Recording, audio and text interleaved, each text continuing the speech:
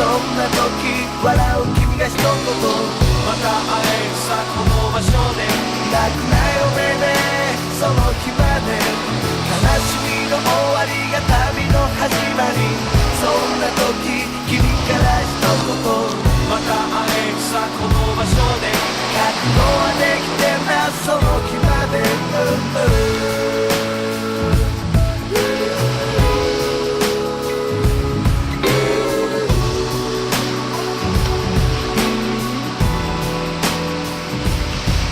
またもういっぱいなんて言うなよ、知るかよ同じことばっか聞くなよ、そういや初めてやったのはいつだろう、なんだかんだでまたここにいるだろう、そりゃ楽しいことばっかしてたいし、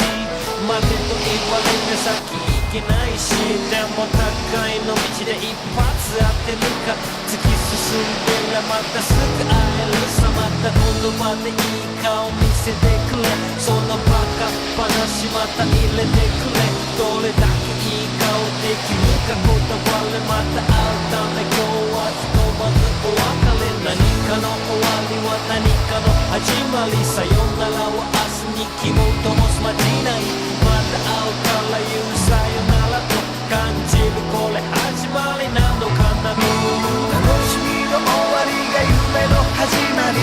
そんな時笑う君が一言、また会えるさこの場所で、泣くなよベイベーその日まで、悲しみの終わりが旅の始まり、そんな時君から一言、また会えるさこの場所で、覚悟はできてんだその日まで、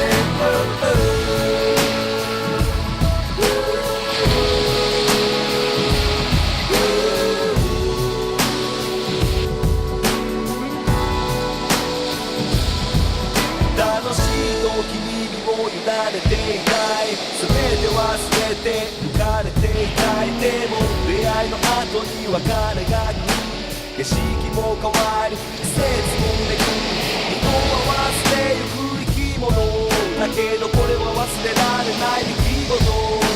別れは辛く悲しくさせるがいつかは強く優しくなれる、いくつもの夜も分かち合い、会うたびに夢を語り合い、時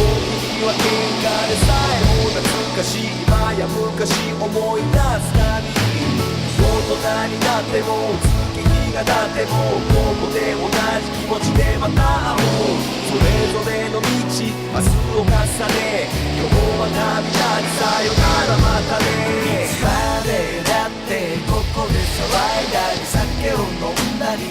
口をこぼしたりしたいけど、泣いてもらっても今日はさよなら、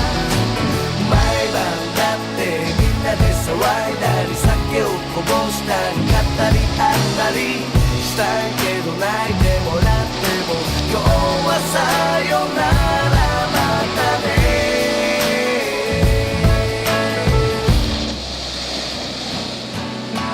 楽しみの終わりが夢の始まり、そんな時笑う君が一言、また会えるさこの場所で、泣くなよベイベーその日まで、悲しみの終わりが旅の始まり、そんな時君から一言、